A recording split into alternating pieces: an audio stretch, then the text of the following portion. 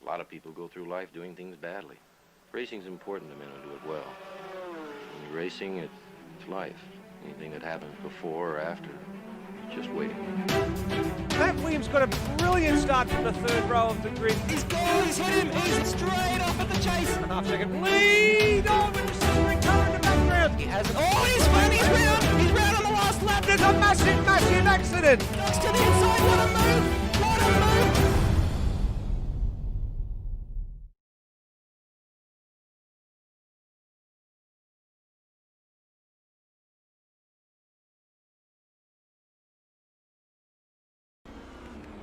Good evening, everybody, and welcome to round 2 of the Automobilista Australia ATCC Championship.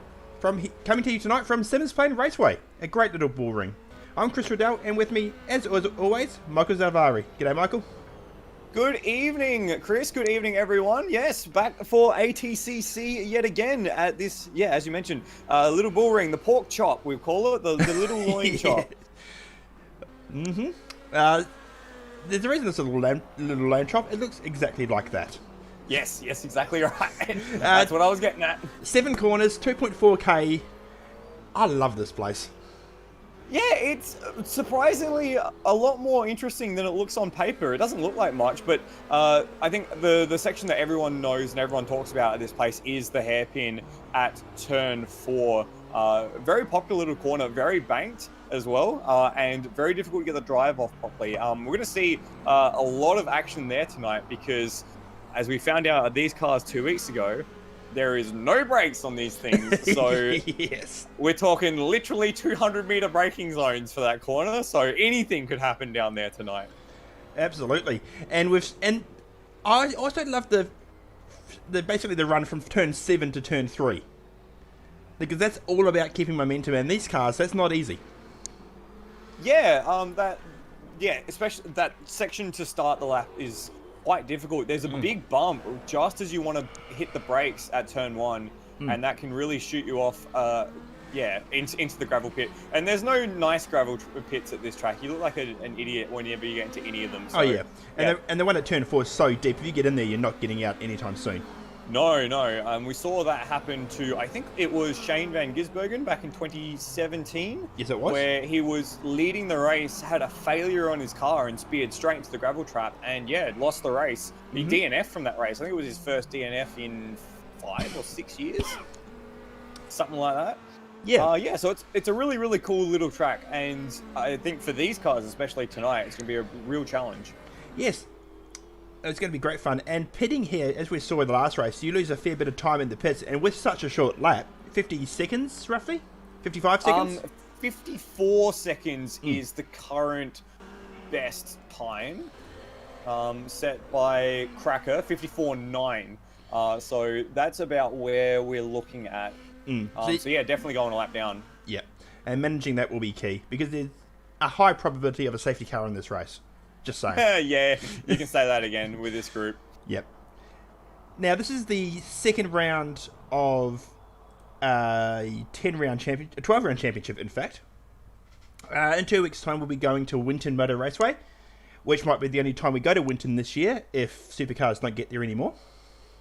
That's funny. Then Pukekohe, Barbagallo, all the way down Mount Panorama to finish off on the 4th of November. These cars around Mount Panorama will be absolutely crazy as well. I'm looking forward to it. Yeah, definitely. We've talked a bit about the calendar already. It basically follows pretty well what we had as the bits and pieces of the Group A calendar throughout the ATCC era. So one or two forgotten tracks in there, like Lakeside and Oran Park. It would be great to see these cars around Oran Park, actually. I'm keen for that. Oh, yeah. And Lakeside. And Lakeside, yeah. We've already wet ourselves about Lakeside. So, yeah. Interesting, very interesting calendar coming up. Yep. Now, as mentioned, it's round 2 of the championship, which means we have points from round 1. Those of you who joined us on our old channel 2 weeks ago would have seen Scott Nolan take out a pretty fantastic victory for Synergy Sim Racing in his VL Commodore. He currently leads the championship on 30 points. Lime Mitch, who's got his full name on screen, Mitch McGovern, is on 27. Ozrob on 25. Brenton Hobson on 24. It didn't have the greatest opening race.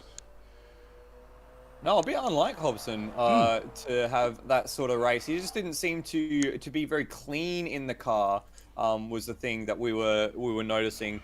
And then on the other hand, yeah, we mentioned Scott Nolan and Lime Mitch had very, very clean races. Interesting to see Will Devonish, Hans Brunswick, and Cracker in that little battle pack. At the moment, Cracker and Hans are topping the practice timesheets. So expect them to have good runs tonight. Yeah. And then Matt Swass, Damon Rasmussen, and Steve Bolger rounding out the 10. Yep. Now, I'm just looking through the names on the list. I don't see Brenton Hobson until I get to 10th place. Yeah, it's a bit interesting at the moment. The practice, I think Hobbo was a late entry to practice anyway. So he's already half a second up on his PB as we speak, just coming through the final sector now. But yeah, it's certainly not nearly as impressive from the Synergy Sim Racing cars so far tonight in practice. As I say, that Hobbo jumps up to 4th. In all honesty, from what I've been hearing in the practice session after just jumping in and doing a few laps myself, the Sierras seem to be super strong here. Super strong, like more strong than they should be, which is unsurprising considering the very sort of point and shoot nature of this racetrack. So expect the Sierras to maybe run out to a bit of a lead. But we will see what happens throughout the race. I'm really impressed with Hans' time so far. Don't tell him I said that. Second in the practice session at the moment is pretty good for that Volkswagen, that Volvo. And it will be interesting to see if he can maintain that for the race. Because that'll be the thing here. It's not going to be so much the outright lap pace, but it will be maintaining the consistency across the 50 minutes. Yeah. Especially through the first section of corners and turns 6 and 7, basically the whole track, basically yeah. Particularly turn 1. Yeah, I mean, I think the Skylines were pretty strong here as well. Yeah. Actually, just a little tidbit: the fastest Group A time around here was Jim Richards in a Skyline. Nice. Yeah. So I think what was his lap time, just out of curiosity? 55.9. Oh wow, so we're a second ahead of the fastest Group A times around here. Yeah. Shows what 30, 40 years of development will do. Yes. I'm just looking at the historic results from here. Yeah, Dick Johnson won 3 times in a Sierra. Glenn Seaton once in a Sierra. There were 2 Volvo victories as well. Robbie Frankovic. Who? Robbie Frankovic, Kiwi. Who? A really, really good Kiwi driver. There we go. What? I didn't realise there was any. As his literal favourite driver in the world is a Kiwi. And there's a Kiwi leading the championship right now. But anyway, moving on. He only won the championship in 1986. Oh, well, there you go. It's a little before my time. Maybe not before yours. A year before mine. Oh, well, there you go. So, yeah. You're a spring chicken, Kiwi. A spring chicken. Yes, apparently. So, the times just ticked down on practice. Hobbo's got himself up to 4th place with that time before. So, maybe we spoke too soon on that. If you, yes, you're going to say? Oh, I was just going to say, I didn't really have anything useful to say. I was just going to fill, so you can fill if you'd like. Okay. I was just going to say, yes, so thank you for joining us on our new channel, Endurance Chat Media. Hopefully the new home for all these streams going forward, as well as we'll be posting our podcast material on here as well, and maybe a few other things along the way. So if you haven't subscribed, give us a subscribe, only so we can change the URL to customize it. Make it look pretty. Yeah, we need help, guys. Yeah. So smash that like button. Yeah, smash that like button, hit the bell, share it to your friend. Don't do that. We don't really care that much. We just want you to subscribe so we can change the damn name of the channel. Yeah, basically, yeah. But no, she's they're pretty much, that's all she wrote for practice. We're getting underway with qualifying very shortly. We'll take a quick break. Or you want to say something? Nah, we can do it after the break. Sounds good.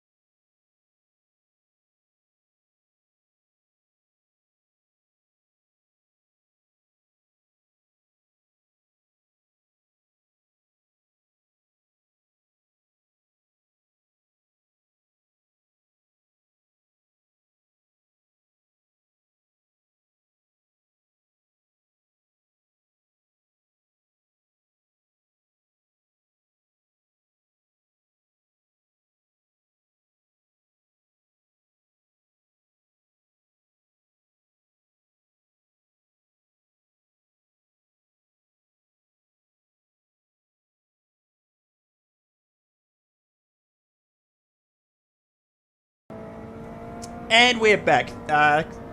So tonight's format, as always, 50-minute race for these guys. Qualifying's just getting underway now. All the cars have got out on the track pretty quickly because 15-minute all in the session for this series. We're jumping on board now with Hans Brunswick, who was second fastest from practice. I love the look of these Volvos. Yeah, they've done a pretty decent job, not just painting them, but also getting the mod in for them as well. And there is something remarkably boxy about them. I mean, we know they're Volvos, but if you had to draw, it basically looks like a 6-year-old box car. That's what it looks like. As we're on board with Hans, he's about to start his first flying lap. And there he goes across the line, over that bump to turn 1, makes the braking point really awkward to see, and then straight into turn 2. Gets on the power nice and early. The little flick over turn 3, and then down the long straight to the most important corner of the raceway, turn 4. He did a very good job through that first section, very smooth as we're hitting the braking zone just where that yellow board is, or orange board is on the right hand side. Devonish well overshot him there. Woof. That was very lucky. And I think that's put Hans off a little bit as he gets a fair bit of oversteer out of turn 4. Really difficult corner turn 4 because of that banking. So yeah, difficult to get right. And when someone's barreling down the inside of you like that, not easy at all. He's 39 seconds to the second sector mark, and he's half a second away from what it looks like the top time as he breaks for turn 6 and thoroughly muffs it up. So well done, Hans. This moment has been immortalized on stream forever. I hope you're glad that you know that.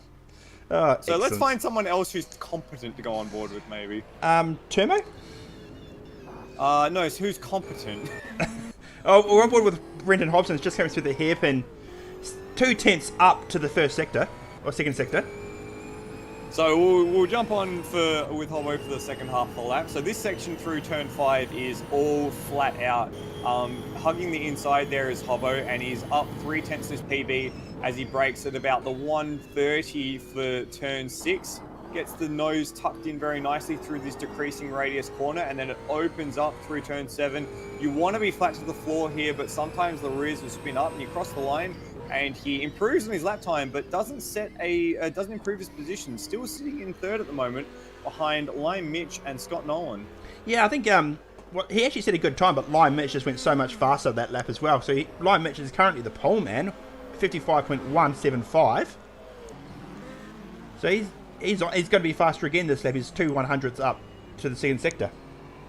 Now, I'm going to be interested to see what the Sierras do, because I don't think Cracker or Rutledge have set a representative time yet. The track is very, very cluttered at the moment as well. There's a lot of people on it. I think we've got 17 people in the server at the moment. So it's a very small amount of track to have 17 cars on. Just quickly, we got Nathan Higginson in the live chat saying Mad Diggs as Turmo. Well, if you look currently, he's parked on the exit of the pit lane. So yeah, he deserves that sort of praise. And Hobson's just gone fastest, 55.050. So we're getting close to the times we saw in practice. Remember, in practice, it was a 54.9 that was the best lap time from, I think it was Cam Rutledge. So we're not quite there yet. The Sierras aren't quite at that point that they were at earlier, but certainly the guys like Hobbo and Lime Mitch are in the realms at the minute. I think Hobbo's about to go to the pit lane. Scotty G's about to set his first time. He's not going to trouble the scorers with that first lap. We'll see where he can... So he was very slow for the first corner, actually. Someone just had a big off. Who was that? So we've got all 21 drivers now in the server. 21, bloody hell. 21 cars are out. The traffic is going to be a nightmare around here. Managing it could be the difference between winning and losing this race.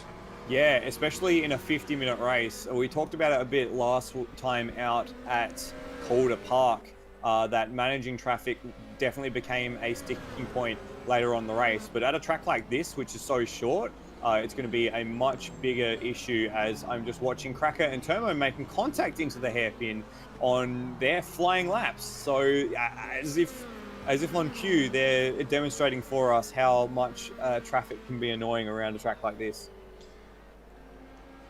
Now, keep an eye on Cracker. He's still gone on pretty quick pace, though. He's only 8/1000ths down on the top time. So that contact didn't hurt him too much. Oh, that might hurt him a bit much, though.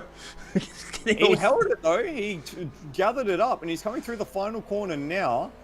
What is this time for Cracker? And he goes to the top. 54.9. Wow. We're going to get a replay of his run through turn 6. That was crazy. We do. I'm bringing it up now. That was some insanity. So he's just fully sideways. How? Just how? Ah, that's brilliant. That's the sort of stuff you like to see. Driving with your right foot, turning with your right foot as well. What a catch! What a catch! Got him! Yeah, that's a that's a classic KFC classic catch. It is.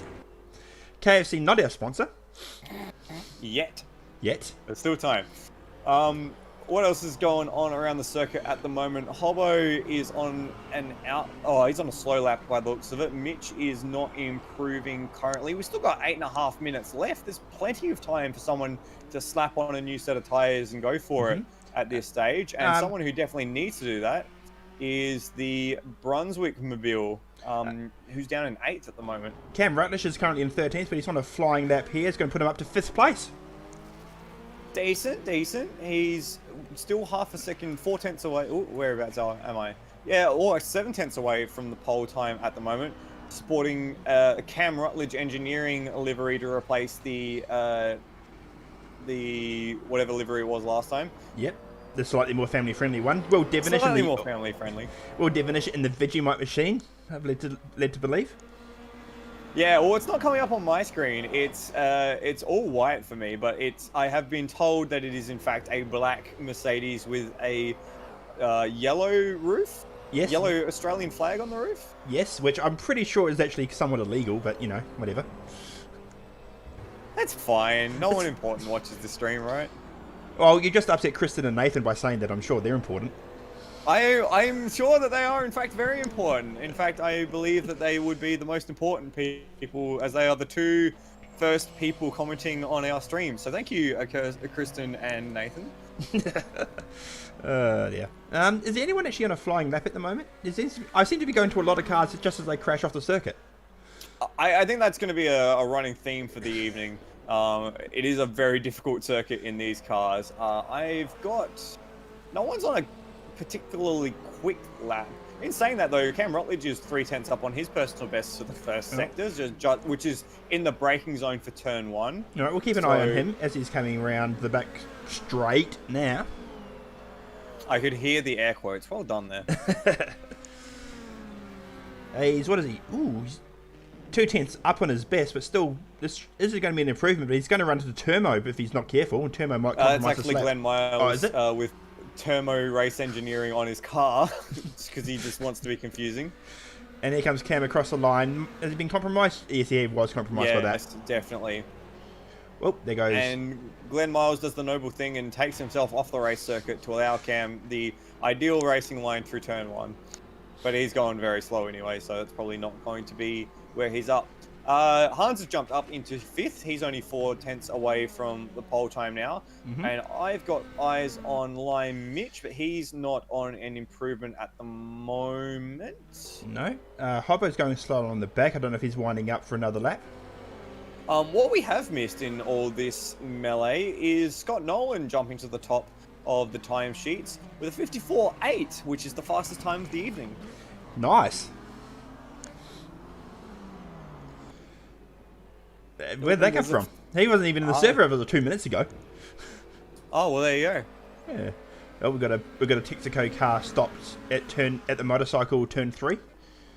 Oh, Lime Mitch is on a fly. Oh no, he's very squirrely into turn 4. He's held it, but that might compromise his lap. He was a 10th up at the sector time.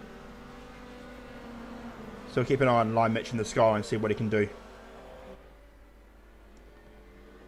Good result last night, Lime Mitch in the GT3 World Challenge finale. He's a 0.16 up on his personal best as he takes the cracker line through turn 6 and does very, very well with it in that lime green skyline. And he's going to cross the line, and this might be an improvement, and it's an improvement to second place, a 54.9. So he does better. Wow, beautiful stuff. He's driving the wheels off that thing. And then some. He's squeezing every last bit of juice out of it. Oh, get out, Kiwi. God damn. That was a cracking second half to that. It seems like drifting through that final corner isn't actually a bad way to go around this. Certainly not very kind to the tyres, you might say, but tyre wear at this track shouldn't be too much at all, really. So I was finding that, 15, 16, 17, 18 laps into a stint, I was only getting about 10 or 15% tyre wear. So you could possibly run a full race here without having to worry about the tyres. Although maybe if you're taking that sort of line through turn 6, you might be worried. I certainly would be. Just looking at Hans coming through the second to last corner, he might be improving his time on this lap, but I don't think he's going to improve his position as he comes across the line. Oh no, he actually dropped 2/10. Got a little bit of room in front of him though. And he synchronized spinning, him and Bolger. Oh, beautiful. That's what you want. With 3 minutes to go, or 3.5 minutes to go in this session, we're going to see any late moves. Brock's winding up for his next flying lap. He's currently in 6th place. 7th place now, as Devon has just got ahead of him. 5/10 down on Scotty Nolan. I've got eyes at the moment on Damon Rasmussen, who's 0.5 up on his personal best. He's got Luke Joyner just behind him. They are 11th and 12th on the timesheet at the moment. We're just going to see them hit that next timing marker. And have they improved? No, it doesn't look like either of them are improving at the moment. I'm a little surprised by that. Both of them have been quite close to the front in other series that we've been watching. So it is a little surprised to see them further down. Right, going to go back to the Brock Harvey now. He started his flying lap. Looks very nice out of turn 3. And coming into the first timing sector now, hard on the brakes. He's just ahead of his personal best, still 2/10 down on pole time, but this could be an improvement if he keeps the pace up. Very close to the exit wall on 4 as well. He can get away with running high line quite easily in that corner. I love it. Yeah, it's got like 7 or 8 different lines to get through that corner. Because of that banking, you got a lot of flexibility. You can do the classic like bowl maneuver where you take it apexing in the middle, but you can even run it high on the entry and then try and shortcut the exit, take a really late apex to kind of sling you down the back straight. There's a lot of flexibility in that corner, which means you got a lot of room to do some cool things. Brock didn't improve his time there. What would be the coolest thing is someone improving on their lap time. Will Devonish is currently improving. He's 1/10 up on his best time, just coming into the second to last corner now. Very wide, but actually very quick. He's held that nicely. He did much better that time around than he did last lap. Last lap, he got a bit of oversteer, and that cost him about 3/10. Coming across the line now, and he improves, but by nothing. So he stays in 6th. And with a minute left, you want to be starting your final lap pretty shortly. Otherwise, you could miss out at the minute, and it's still extremely congested out on track. I don't, unfortunately, have live timing working, so I don't have a track map to refer to. It looks like there's cars pretty well everywhere at the minute. Yep, I'm just trying. Luke Joyner's currently on a lap. He's currently 100th down on his best time, so this lap won't get the job done for him. Brock Harvey just crossed the start-finish line. He improved on his lap, but not enough to jump up a position, and he's just thrown it away around turn 1, so he's out of the picture. Damon Rasmussen is currently in 12th. He needs a good lap, and he's starting his final lap now. He looked good through the opening sector. First timing beacon is coming up now. He's 800ths up on his personal best. Very nice through the hairpin.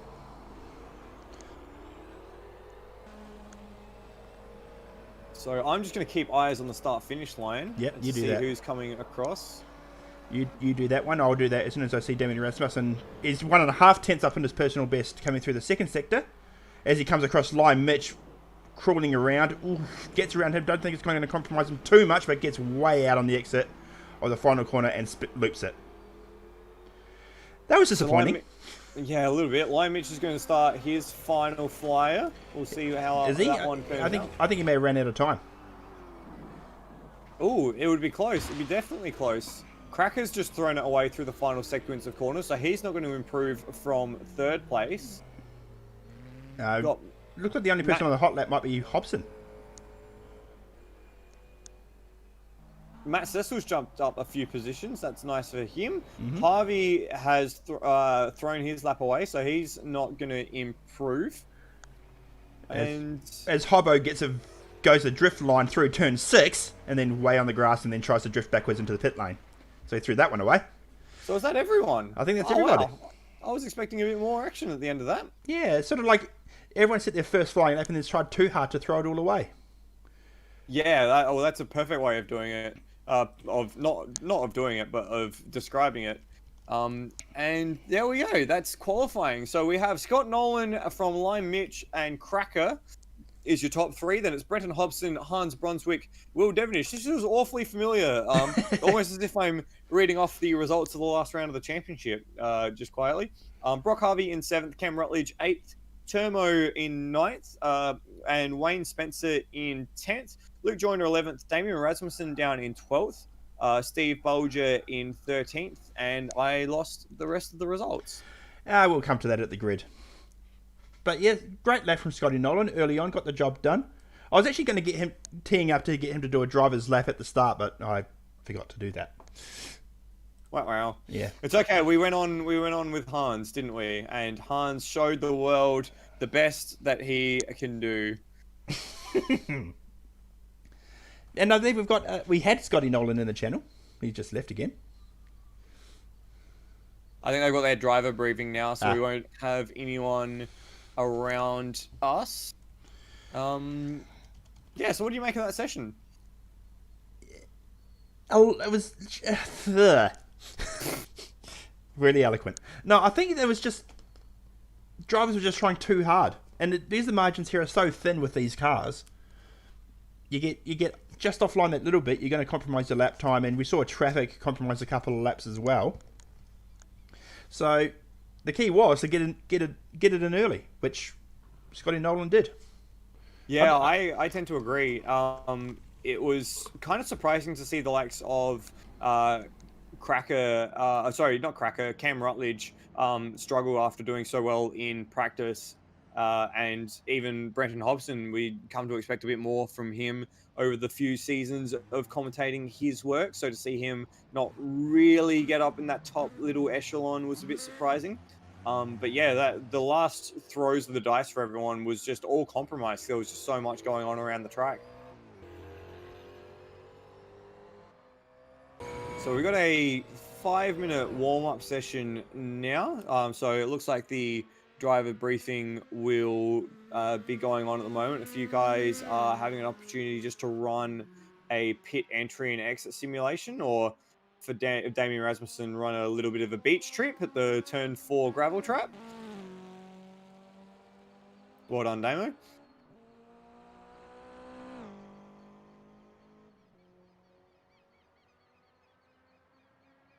Kiwi, you haven't muted yourself again, have you? I have. Yeah, I thought so. I thought so. I was busy eating. I was busy eating popcorn. Oh, nice. Can Yeah. you send some over to me? Actually, no, I don't want your filthy Victorian popcorn. So yeah, I've just got the camera locked off at turn 4 at the turn 3 exit now. You know where they traditionally put the Dunlop speed cam. Yes. Oh, Yeah, nice. That's a great viewpoint. There's a few really good viewpoints around this circuit. Yeah. Nice little bullring, as you said it. I'm expecting a great race tonight for 50 minutes of hard-fought Group A action. Favourites for this race? I think it has to be Scotty Nolan. After we saw what he did at Calder Park and backing it up again with a pole position here, he definitely has to be the one that everyone's got his eyes set on, which is continuing the Synergy Sim Racing dynasty, but with a different seat in the crown. Well, no, a different man in the crown. You know what I'm talking about. But hopefully Lime, Mitch, and Cracker have good runs tonight, because I think if one or both of them have a good race, it's going to be very, very close at the top, because they seem to be the ones to have the most handle on these cars at the moment. But I think that'll be your top 3.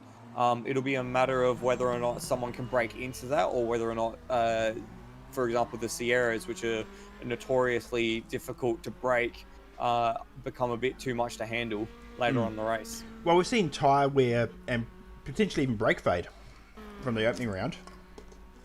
Brake fade, yeah, that's going to be an interesting one. Tyre wear, I don't think is going to be as much of a problem as it was at Calder. In fact, it wasn't really in the end that much of a problem at Calder after talking to a few drivers afterwards. But the tyre wear here should be a non-issue. There might be a little bit of fuel malarkey. I think they're expecting somewhere between 55 and 60 laps. So depending on where that falls, you might see a few people fuel up mid-race. Of course, you have to take a pit stop in this race to complete the requirements. And I think the other thing we might see is brain fade too. Because the margins here are so razor thin, and the traffic's so tight, the lap's so short, I wouldn't be surprised to see tempers flare just a little bit.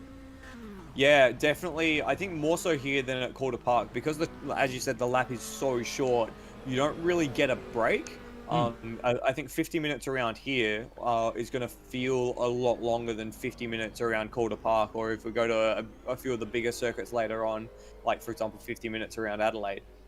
So it's going to be a interesting race and a difficult race. There's not a lot of time that you can really sort of zen out around here. You're always kind of doing something. Yeah, I think the only time you're really on full throttle just sitting there is coming out of turn 3. And even then, you have to really swoop out of that corner to get the run down into the hairpin. It's not a straight run into the hairpin either. It kind of bounds up and a bit to the left. So you got to kind of arrow towards the entry point from the inside of the track. So if we go side by side into the braking zone there, it could end up in tears. Well, we've seen that happen in supercars. Yes, we have. When, only 2/3 of the field broke. Are you talking about put the brakes on or destroyed? Destroyed. Either would have been appropriate, really. But no, I'm looking forward to it, and just waiting for the last throws of practice to finish up. Glenn Miles is currently top of the timesheets. It's a miracle. What is the odds? What's the over/under on someone ploughing into the back of someone else in turn 4? Is there a percentage higher than 100? Yeah, good answer. Yeah. Especially further back, there'll be some of the guys further down the grid who'll be like, oh yeah, I can make 3 or 4 positions here. No, I can't. That's going to be terrifying. In fact, Yeah. what I'm going to do is I'm going to get my camera set up so that way it's on the exit of turn 4 and the gravel trap. So that way I can watch it all happen. Excellent. Just got Hans on screen now. Don't know why I'm stroking his ego more, but He doesn't need any help. he doesn't. By the way, have you seen what's on the back of his car? The back of his Volvo? The only Hans. Yeah, only Hans. Subscribe to his Only Hans account and get premium racing content. Oh, no thanks. Oh dear. So just about done with this warm-up session. John Mcdonald is a name. Was he here last week? He must have been. And the ace in the HP machine. Yes, he was. He's actually setting a 1 minute. Oh, that was very close to the turn 3 Armco. He is in the HP BMW, is he not? He is in the HP BMW. That's hard to say. The H Beamer. The high performance Beamer. Yeah, John McDonald, I am familiar with him from the GT3 series. He ran one of the Ferraris in the field. You know, he also races with a controller. He runs, I think, with an Xbox controller. Hey. Which I think is a little more, a little easier than a Switch controller. You don't say. Nathan Higginson coming up with a better joke than I did. Premium racy content. For only Hans. I'm not okay with this. I'm just not. So we're just about ready to go here. 50 minutes on the clock. Just waiting for everybody to... Oh, we've had a server reset, have we? Only the best here at Endurance Chat Media. Oh, we're going for another warm-up session. Okie dokie. So they might be doing a bit more of a briefing. Seems surprising to me, really. I've just been sent a message from Brock. Mm-hmm. He's saying the brake wear is huge here. Mm-hmm. That's, as you said, something that's going to be a problem later on. Interestingly, all the cars have the same brakes. He's saying to me. So when you compare, for example, the lighter cars like the BMW and the Mercedes to something like the Sierra, which is a brick, basically. It's going to be interesting to see how that plays out across the evening. I feel sorry for the Commodores. Yeah, well, Brock's in the Commodore, of course, and he was the one that was... he was saying that the Commodore was awful in terms of brake wear. In fact, we have Brock now with us. Hi, Brock. Hey, how are you, man? I'm doing very well. How are you? Oh, good. Just had to dash off and get a Red Bull because 50 minutes already is going to be hard work. So Yeah, well, not only hard physical work for the drivers, but the cars as well. They're not going to be easy around a track like this at all, are they? nah, we won't be able to keep that pace in the Commodores. I know that. We had to really push to get that time out of it, and yeah, it's not going to last if we do that. So I think the Sierras might be in a similar boat. So it could be a good race to be in a Merc. An HSV or a Merc. Well, Yeah. Devonish was spouting some BS about the Merc being at home here, so I guess we'll see if that's the case. Yeah, this for the Commodore, it doesn't really suit any of its sweet spots. It's not the fastest car in a straight, and it's not the best turning car. So we got a couple of drag strips attached with hairpins. So we're just gonna have to cruise around and stay out of trouble. Hopefully everyone crashes. We Yeah, can cruise through. And hope Walshy doesn't take you out of the hairpin. Yeah, I know. I might have to turn off the mic this time. Well, best of luck. We're getting ready for a race start. But yeah, best of luck, Brock, and good. Yeah, hope you do well in the race. Cheers. Thanks, man. Okay, and So ready for the grid. we are. So pole position for this 50-minute race will be Scott Nolan, the Synergy Sim Racing number 18.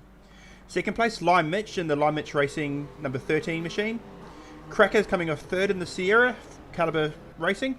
Brenton Hobson in fourth place in the number 88 Synergy Sim machine. In fifth place, Hans Brunswick in the Volvo Brick. Sixth place is Will Devonish in the Mercedes. Seventh place will be Brock Harvey in the Matt Harvey Repair and Tune. Nice colour update for that car, by the way. It looks really good. And it's got Brocky on there too. As it would, Cam Rutledge in the Cam Rutledge Electrical Sierra, aiming out of 8th place. 9th place will be Termo in the Commodore.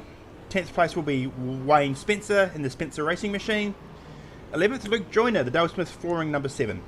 12th place will be the 221 of Damon Rasmussen.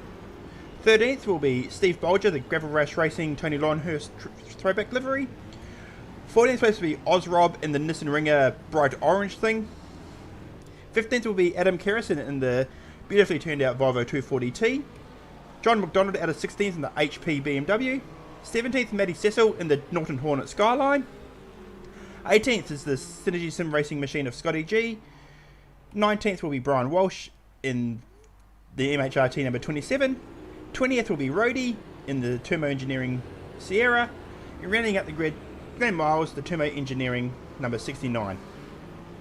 Nice. Just a quick message from Mike Coulston in the chat. Unfortunately, unable to join us tonight. It's a shame to not have you with us in the race, but good to see you on the stream, Mike. Hopefully, we'll see you next time around. Okay. As the cars come up onto the grid for tonight. Nolan really backed them up heading into turn 6. Oh, we have an early pit caller. Oh, really? Luke, I think Turmo starting from the pit lane. I think that's a wise decision. I think that's a wise decision. I think Yeah. Turmo's might be the smartest one of the field. Yep. Now we're just going to. The problem with this track is the start line cameras are rubbish. Yeah, this is true. So I'm going to try and find a good one. You have to find one of the tied off ones at turn 1 and angle it correctly. Yeah, which for me is asking a lot. No, I can go with Scotty Nolan to start. No. That's not terrifying at all. There we go. I'll stop playing with cameras now. Let's get ready for the start. Is everyone gridded up yet? Here we go.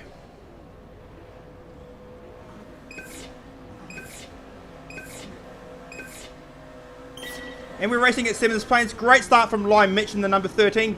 Looks like the Brendan Hobson as well got off to a glorious start. Further back, Hans Brunswick's going to have a look at third place on the inside of Hobson and gets the move, barges his way through, but I don't think he's held it quite enough. And now he's finished himself vulnerable to Cracker, who had an awful start, down to 5th place already. Looks like Lime Mitch got the whole shot though as they field charges into turn 4. They're fanning out to this first big braking application of the day. Hans down the inside of Cracker into turn 4. Does he get it done? Looks like he does. And the field is actually remarkably well behaved. There's only just a little bit of side-to-side contact a bit further down. Kerrison and Walsh a bit side-to-side, but everyone escapes. Everyone makes it out the other side. Smart driving for a 50-minute race. No point risking it too much early on. Cam Rutledge, 2 wheels on the grass, looking on the inside of the Damon Rasmussen machine, as we have a winning proposal in chat. And that's going to complete... Nolan and Lime Mitch have gone off at turn 6. Ooh, just and caught so that. Hobson's gone to the lead. Wow. Just caught that. I'll wait for these guys to get through 2-1. I'll see if I can catch it on a replay as Cracker's pulling in behind the number 18. So it's a Synergy Sim run 2 after lap 1. Oh, that's real surprising. So Nolan and Lime Mitch went side by side into the final, second penultimate corner, and both ran each other off the road. And so it just opened the door for that next battle pack to come through and take the position. So Mitch down to 5th, and Nolan slotted into 2nd. Lime Mitch just a little bit of contact with Hans on the exit of turn 4 there, as the rest of the field flies through. Took too long. Can't get it back on the replay, unfortunately, but Well, that's a shame for Lime Mitch. He got a fantastic start, but just found himself back in the pack. I'm guessing no fault of his own? Nolan lent on him a little bit, but I think they were both just trying a little too hard. Big Brock up here. Brock Harvey's gone off into the gravel at 6. We'll see many a car do that tonight. And he's cost himself 9 positions as a result of that. and he's rejoined just ahead of the 2 yellow cars there in Bolger and Matt Cecil. So he's got to watch himself. That's a thing around this track as well, because there's going to be plenty of cars around as well. She tries to climb over the rear of Harrison's Volvo. Watching your rejoin is going to be a very, very big thing tonight, to make sure you don't wrap up other cars in your incidents as Lion Mitch dives down the inside. He's got turned. Oh, managed to hold it after a bit of mid-corner contact from Wayne Spencer. Now Spencer's got the run on it. No, it's actually compromised Spencer's run down the back straight. Hans is pushing Lion Mitch down the back straight, but at the front, there's more going on. Cracker's gone around both Cracker and Nolan have gotten around Hobson, and Cracker's going to try and go around Nolan for the lead. We don't have enough cameras to keep an eye on what the hell's going on here. I'm going to try to bring up a replay of Cracker because that looked bad. So he was in 3rd place coming out of the turn 4 hairpin. He got a good run on the inside of the 88. That's actually he got a massive exit out of turn 4. Done. Well, I think maybe Hobbo might have missed a shift or something, because there's he kind of dropped to the back of that pack and there wasn't really too much to save him there. But the top 3 at the minute have kind of broken away from the remainder of the field, featuring Lion Mitch and then Will Devonish and Hans Brunswick having a battle for 5th and 6th. Hans trying to go the long way around through turn 5 and gets the power down in that Volvo and sweeps around the Mercedes. So the Volvo seems to have the ponies in a straight line over the Mercedes as the rest of the field files through behind him. Cracker with Cam Rutledge with a little bit of a lockup that's actually got him through on John McDonald and then passed by John McDonald almost immediately after. Meanwhile, Luke Joyner and Wayne Spencer have basically run the second half of the lap side by side. They can't run through turn 1 that way, and Wayne Spencer gets the position, holds 8th place. A new fastest lap for Cracker that time around. So he is certainly cracking on with it. John McDonald just made a great passing move on Ozrob, and Cam Rutledge is going to get through as well. But the problem is, if you're on the inside there, you can't really get the power down as nicely as you can the outside. But that Sierra has the ponies, and it might even have the ponies over the BMW, as both Cam Rutledge and Ozrob monstering on that smaller M3. Is Ozrob going to have a dive down the inside as well? Not quite. He bails out of it. That, on the other hand, the BMW has great traction through turn 6 and is going to take back that position. Very close there. Cam, 2 lines through turn 7 as well. Over the hump to turn 1, John McDonald's going to try to send it down the inside. Cam Rutledge runs wide, and he shifts position to Ozrob as well. Comes off in 12th. Mad stuff down the back of the mid-pack at the moment. Meanwhile, out front, Cracker is, as we see, Will Devonish making a pass on Hans Brunswick into turn 4.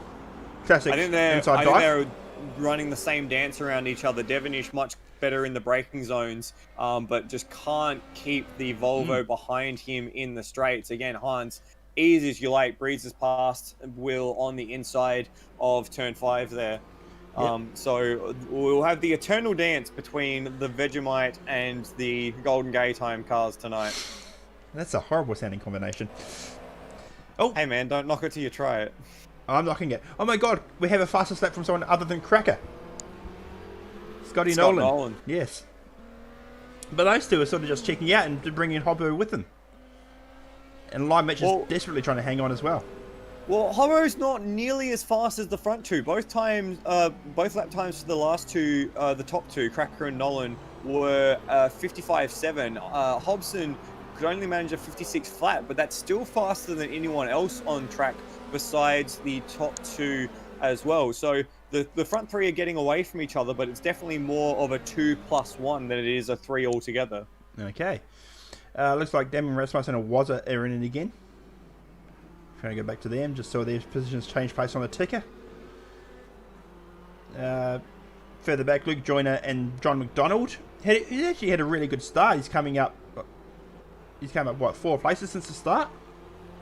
As we have another new fastest lap, this time from Scott Nolan. I'm just scrolling back at the minute to try and find what happened to Cam Rutledge, because he's dropped from quite a decent position well down the grid. He's currently last on the grid, yeah.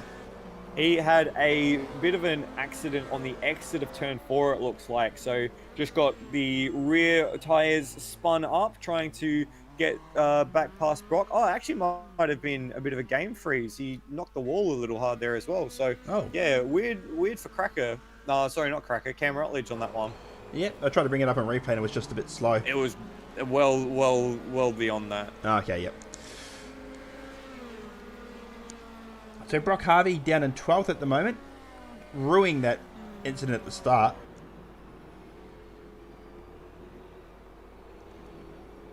So Hobson started to reply a little bit to the pace that the front two have set. 55.8 for the top three. Lion Mitch with a 55.9, and now Devonish has actually broken away from Hans a little bit. So Devonish pretty comfortably in 5th place. And then Hans currently trying to hold off Damon Rasmussen for 6th. Rasmussen at the moment are looking a little quicker than the Volvo in the HSV, but we'll see how that plays out through the rest of the race. It won't be, the difference between Hans and the HSV won't be as marked as it was with the, we saw with the Sierras before. Very similar power from these two machines. I think I just heard someone hit the wall at the hairpin. Well, you find that. I'll watch Luke Joyner going sideways through 6. Did he save it? Yeah, he saved it. Any idea who that was that found the wall and went out? I think it might have been Scotty G, who's down in 17th. I couldn't get a good read on it. At the moment, though, I am watching... There was Scotty G. This very tight battle at the front still. Cracker and Scott Nolan are 55.5s last time around for the pair of them. It looks like Cracker might even be holding up Nolan in some of the slower stuff, but that Sierra has definitely got the ponies down the 2 long straights and stretches out to about a 5/10 lead down the back straight, but that all disappears as soon as the anchors come on and the HSV ranges back up onto the rear of that Ford. So it's an interesting mix of give and take, of push and pull. It's like the elastic stretching out and then coming back together as they go through the slow section, and Nolan is right on the tail of the Sierra once again. I'm just going to jump on Nolan because I reckon he might have a look. Oh, that's not going to help anyone's cause. Weird camera angles. There we go. There we go. I thought he might have a bit more of a lunge coming into turn 4, but the Sierra ahead going to get a good run out of the corner now, and away he goes. The problem is, for Nolan to have a lunge into turn 4, he needs to be basically side by side out of turn 3. The Sierra just has that much power in a straight line. So Nolan can't really do anything with his pace in the slower corners, because by the time he gets to the braking zone, he's too far back. Yeah. It would be a serious dive from Nolan if he wants to make that change for position. But I think what might be the wiser course of action, as Cracker sets a new fastest lap of 55.3, what might be the wiser course of action is to stick with the Sierra for now and maybe try and undercut it in the pits, take 1 or 2 laps of clean air where he can maximize that low corner speed. Because look at the gap already. Look at the gap between the pair of them before they even get to turn 4. Scott Nolan's also taking a hell of a lot of curb at turn 1. Way more than I've seen anyone else take, even in practice. And he's doing it consistently. So he's definitely being aggressive as all buggery. Maybe he's just got that thing planted. It would be very nice to be able to... Oh, as we've got Ozrob outbraking himself into the turn 4 chicane. He's in the gravel there. He's up against the tyres, and he's going to come out just ahead of Bolger. Bolger had to come to a full stop. Oh, and behind... we got Rody in the wall as well. Rody in the wall. That's a big significant... That's going to leave a mark. That's a massive mark left on the front of Rody's car. Can he get it going? Yes, he can. But, ow. Yeah, definitely ow. But yeah, exactly what I said earlier about traffic and rejoins. Yes, Steve Bolger, unfortunately, fully shafted by Ozrob's flippant rejoin there. Kerrison was kind enough to give that place back to Bolger. Yes, you were about to say Will Devonish in turn 4.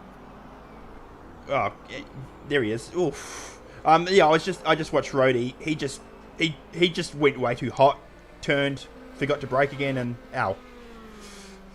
So, finish, that gap between himself and Hans Brunswick basically disappeared over the course of a lap. Not sure Wow. why or how that happened, but Devonish, he missed the He braking got to the zone. inside of the last corner and got him. Wow! Jeez. That battle's resumed again. Hans must have had an absolutely cracking lap to get onto his tail, because that was, 3 or 4 seconds that was... Oh, and something's happened to Scott Nolan. He's down into 4th.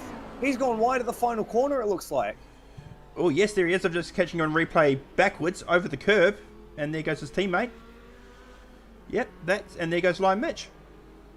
Yeah, so he just got the rears just sideways in the middle of turn 6, and that was enough to send him around. So down to 4th for Scott Nolan now. So remember everything I was saying earlier about following the Sierra and taking his time. That's all gone out the window with that mistake, and that leaves Lion Mitch in the skyline out at the head of the race. Lion Mitch? No, Cracker. Cracker. Oh, Cracker. Yeah, sorry. Lion Mitch is into 3rd place, but it's really opened up the gaps at the head of the field. In fact, Cracker's about to come up into some lap traffic. Already? Yeah, it's a very, very short lap here. Yeah, that's who's that ahead of him?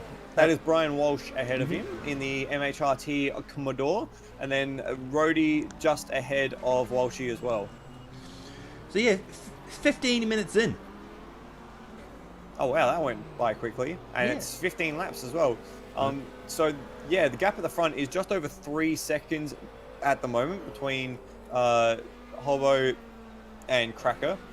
All the cars in the top 5 have sort of spread out now after that battle between Hans and Devonish. It's completely gone the other way, almost as quickly as they came together. Half a second lost last time out by Hans around the track, and then another 1.5 seconds on this lap. So he must have had a bit of a mistake heading into the hairpin. Yep.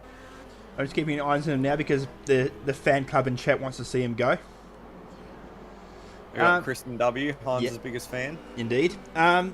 15 minutes into the race, we'll start seeing pit stops very shortly. We know that Hobbs, we've got yellow flags at we 4. got That's a roadie. We got Rhodey in the turn 4 gravel trap in the sand pit.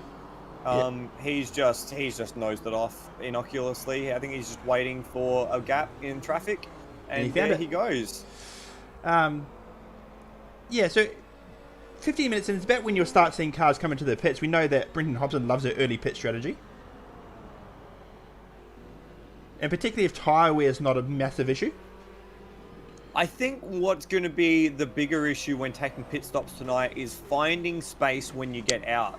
So it might be a bit of a thing that you look for a bit of space on the way out. So try and find the gap that you can drop into. It's very likely that you'll go a lap down as well. So all these sort of things come into consideration when trying to make this pit stop. So if I was driving in this race, my chief concern, my primary concern would be getting clean air on exit. I wouldn't really be worried about how long that first stint or second stint was. I'd want that clean air. So that's what would dictate my stops. And at the moment, there does not look like there's clean air anywhere on the circuit. I was about to make the same point. Everyone's pretty well spread out around the track, so you're going to have pain at some point. But this is, I guess the question now... Sorry. God damn. I guess the question then is, if you go early, you avoid the safety car risk? Ooh, that's a toughie. Because you'll relegate yourself to you'll come up to the head of the field as everyone tries to pit under the safety car. Yeah, a bit. I'm not too sure on that one. I would probably maybe even try and forget the safety car as a variable. I mean, not that you really can, as Hans has a bit of a swapper moment in turn 4 that I'm just watching. Just because we've already seen 2 or 3 incidents of cars stopped at turn 4, for example, and not bringing out the safety car. So maybe you could get away with a non-safety car race, provided that no one has a multi-car accident, as Scotty G just pirouettes on the exit of turn 1. And in fact, it looks like he's about to retire the car sitting at the turn 1 runoff. No, he's reversing it back onto the track, which is always a wise decision. Indeed. Just saw Turmo make the move of Adam Kerrison down to 14th place. Well done, Turmo. Oh, we've got Hans who spun at turn 1 as well. He's done exactly the same thing as Scotty G did a lap ago.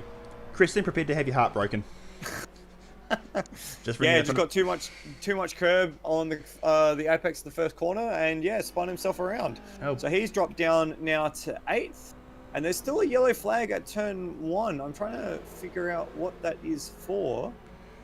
Oh, there he goes. I don't think he got too much curb. He just gassed it up. That too. I mean, it is quite easy to do here in that particular instance. Next car to go a lap down, or second lap down, will be Glenn Miles by the looks of it. He's now actually 3 laps down. Okay. Because he took a pit stop that wheel. Missed Line Mitch. Big on the bounce there. Line Mitch in the stadium super truck. Yeah, nice. I'd watch that. Yeah. I swear stadium super trucks have been around Adelaide. I've been around. Oh, Adelaide, yeah, certainly. Not Adelaide, Tasmania. Why would they go to Tasmania? Oh, wouldn't they? Yeah, fair. Why wouldn't they go anywhere? Corona. Oh, that too. Yeah. On more positive news, looks like Ozrob's making his way through the field. He's up to 10th place now. John Mcdonald in the Beamer right on his backside, getting up to there. Just coming through to turn 4. Ozrob. Ooh. We have our first pit stopper, by the way. And it is?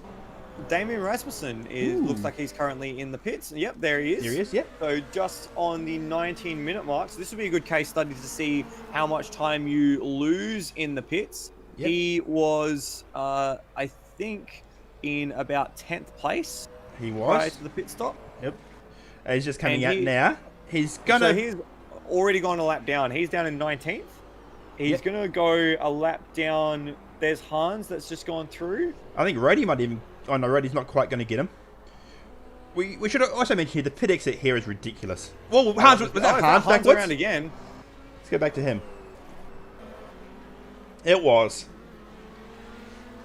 He needs to dress up that car in a gold short shorts because he's always spinning around.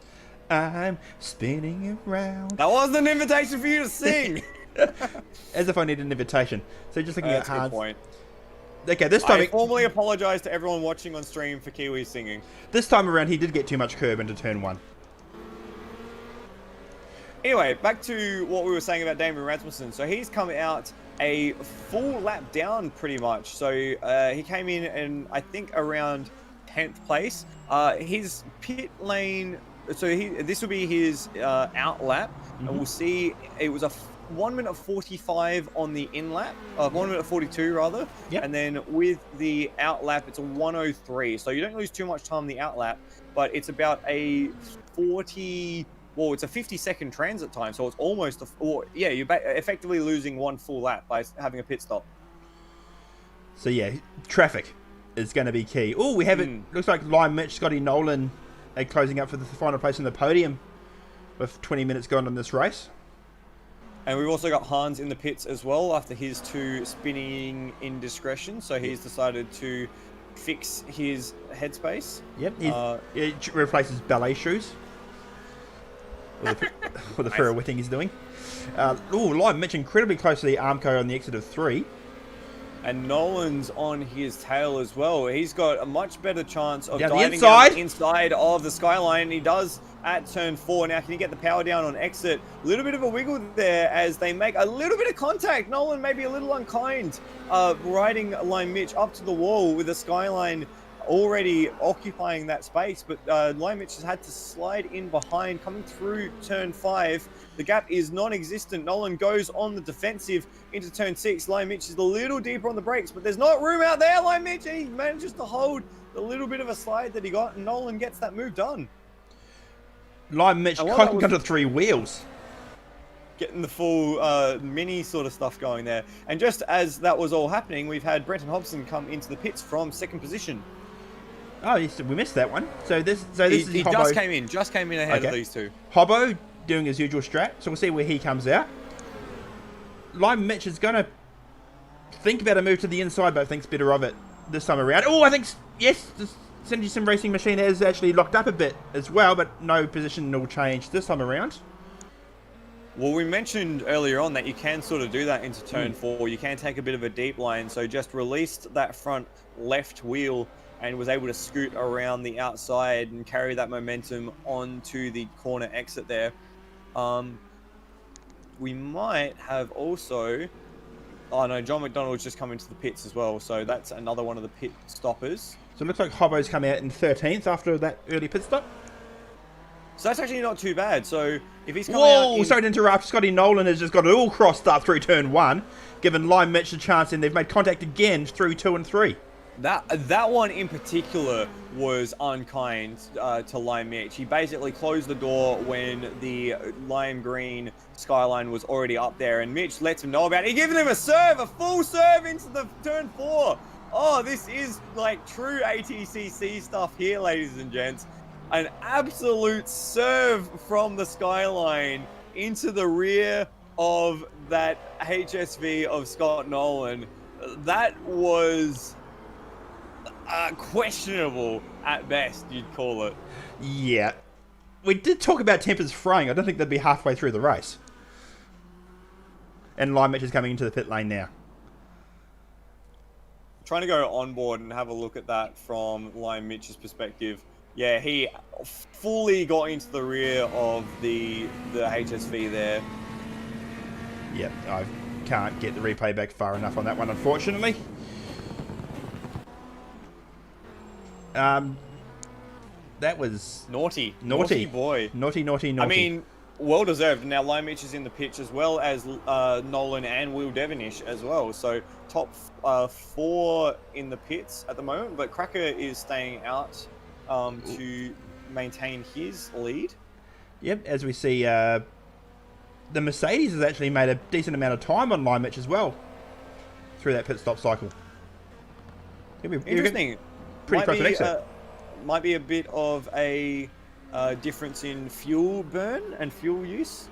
And they've all actually been jumped quite comprehensively by Hobbo. And they've got a lap down, importantly. Cracker's just got around the 3 of them. What else is interesting is Nolan is only coming out of the pits now. So he's lost quite a fair bit more time, possibly having to repair some damage that he picked up from that incident. Hobbo has actually leapfrogged them all as well. Yep. He was ahead of them prior to the pit stops. Remember, he was ahead of the battle between Mitch and Nolan.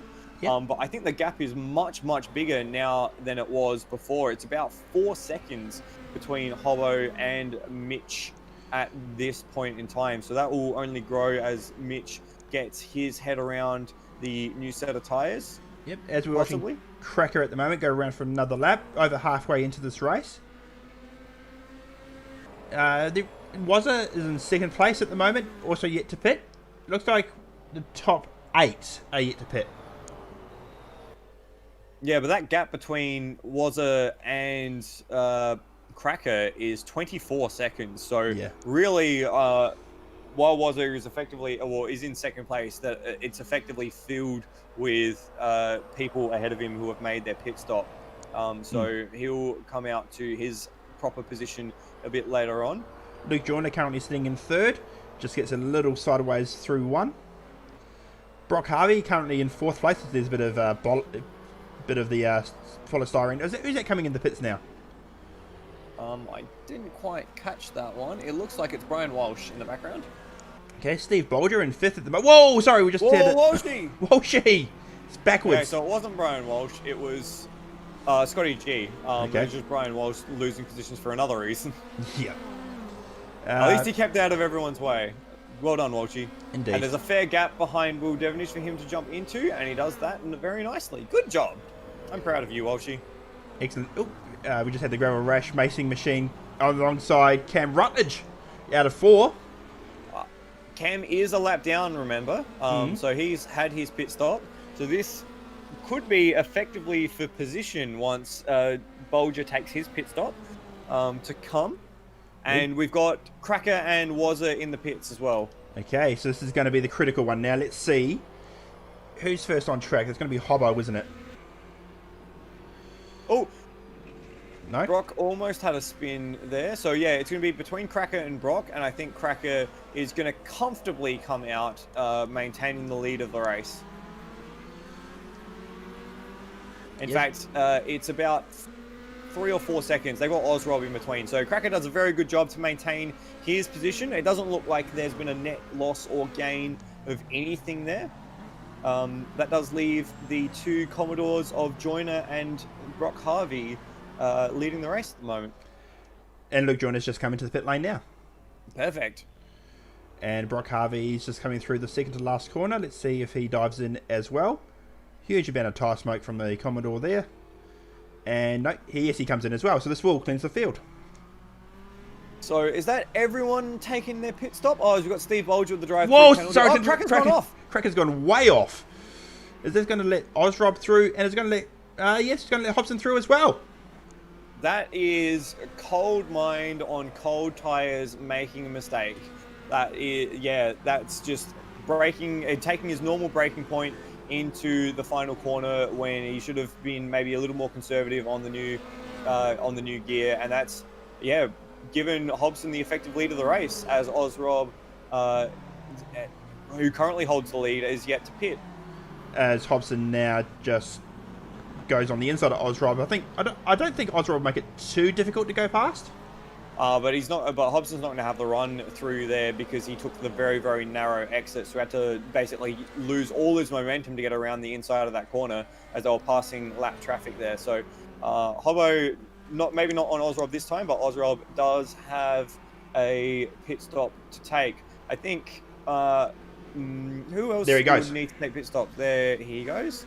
I think that would be everyone then. Yeah, that will be absolutely everyone. So Hobbo in the race lead, 2 seconds ahead. Everybody, absolutely everybody in the... Oh, what? Sorry. Keep going.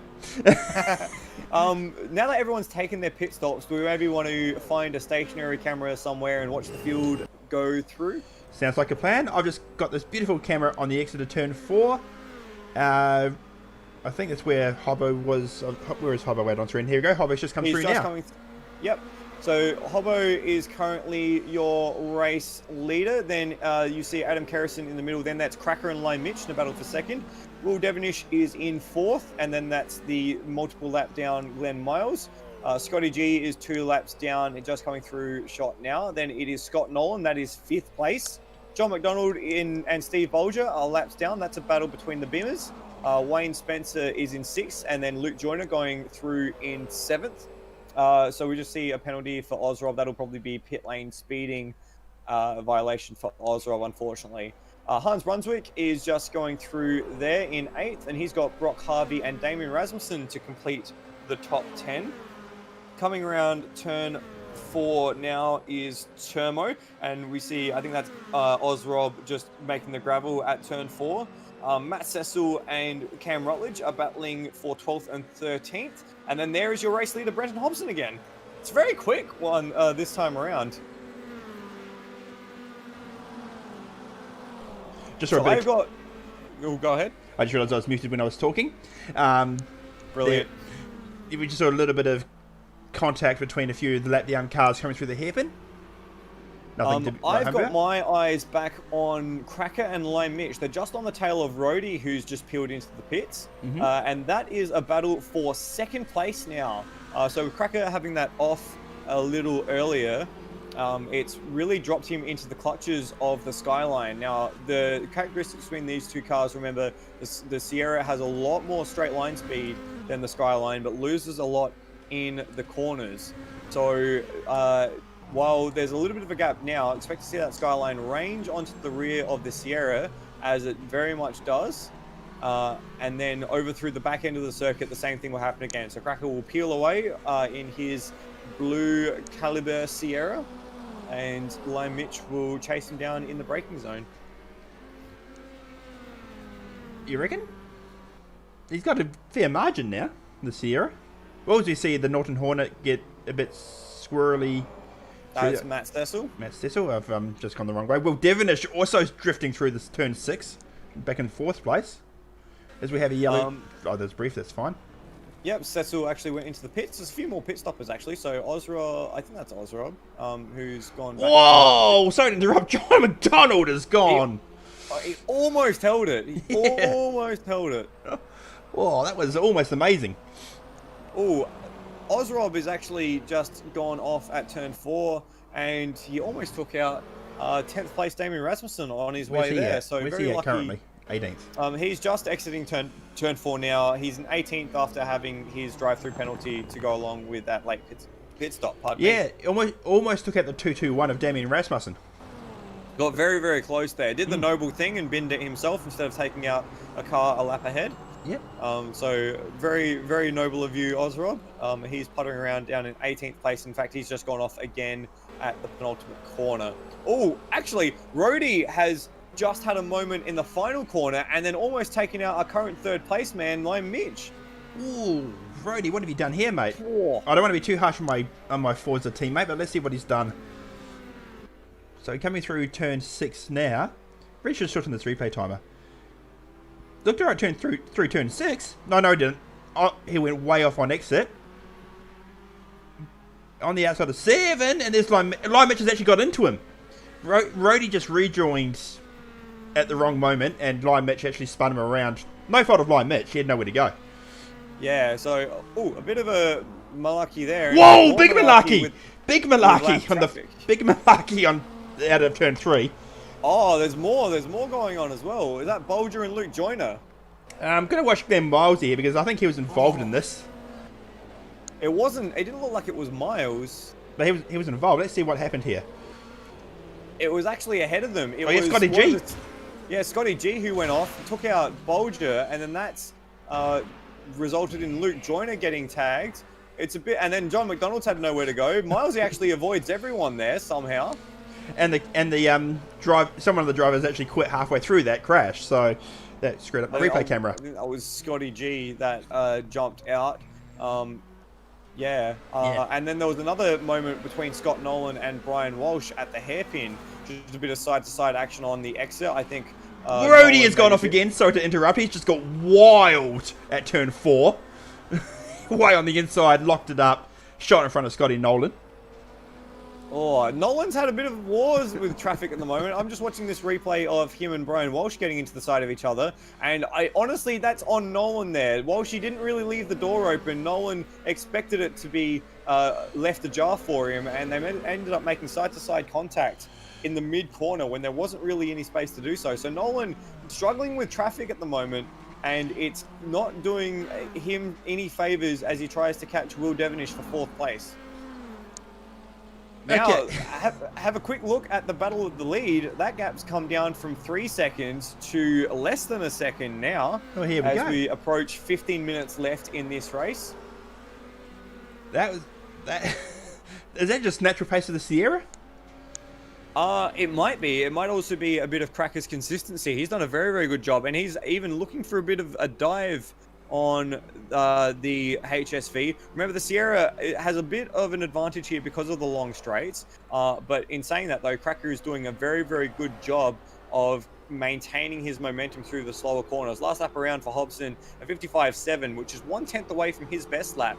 On the other hand, Cracker at 55.4, which is 1/10 away from his best lap. And further back, Lime Mitch is raging on the back of a lap down Cam Rutledge. He could play to this battle if he keeps his pace up as well. I actually think it's more likely that Will Devonish tags onto the back of Lime Mitch. That gap now is only about 3 seconds. And while Devonish doesn't really have the pace down the straights, he has got the cornering efficiency. So maybe we'll see a battle for the tail end of the podium as well as this battle for the lead. With 13.5 minutes to go. Well, I think that we just saw some tire smoke. Who was that ahead of us? I think that was Termo who had a bit of a moment. He is currently down in 11th place. He's the last of the cars not to be lapped. There he is just in the front of shot. Lime Mitch has got around Cam. Okay, this time around for the top two, Hobson a 55.675, 3,000 slower than his PB, whereas Cracker a 55.761, so a bit of time going back to Hobson's way that time around.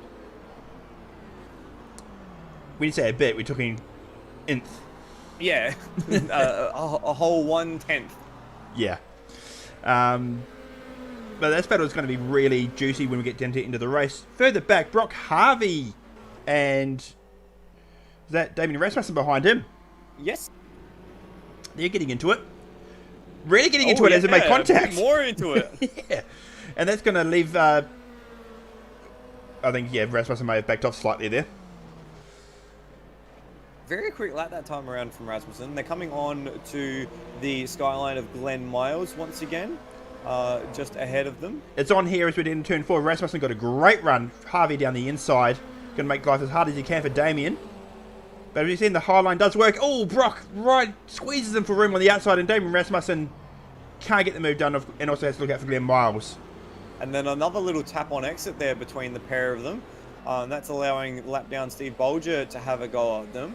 But they're actually not too far away from the head of our leaders, Granton Hobson and Cracker. They're only just coming through turn 5 now, so very close. And this time, Cracker's got a great run on the HSV, who forces him around the outside. Remember, Cracker has to brake a little early. They make a little contact on the entry there. Hobson just came across and squeezed the front of the Sierra in the braking zone, so very lucky that that didn't turn into a bigger accident. But Cracker is looking menacingly at the rear of the HSV as we are 40 laps in the book and 11 minutes left to go. Just getting around the car of Glen Miles to lap down. Looks like the Sierra got a really good run, but I don't think he'll be able to make anything of it this time around unless he dives down the outside. He's going to have a crack, is he? No, he's not this time around. I think he's at the very limit of the braking efficiency of the Sierra there. He kind of has to get the move done in a straight line before they get to the braking zone. And he might have a chance now. He's got a great run this time, and he's going to pull up the inside of turn 5. Already has the position as they go through the apex. And now it's a matter of, can he hold on? Oh, he's broken away straight away. So Hobson shouldn't be able to answer immediately as they have Turmo spinning ahead of him. And do they manage to avoid Turmo? Turmo gathers it up. Well done. So now Cracker takes the lead of the race with just over 10 minutes left. Now, does Hobson have anything to fight back with as they go through the slower section? Little bit of Morse code in the rear bumper maybe as they come through turns 1 and 2. But at the moment, the Sierra looks like the car to beat as we approach the latter stages of this race. Already pulled out to a 4/10 of a second margin. He's going to... I think the Sierra is going to hold it, you know. It certainly looks that it's trending that way. You can't say for sure, but unless Cracker makes a mistake, I don't think the HSV has enough in a straight line to really stay with the Sierra.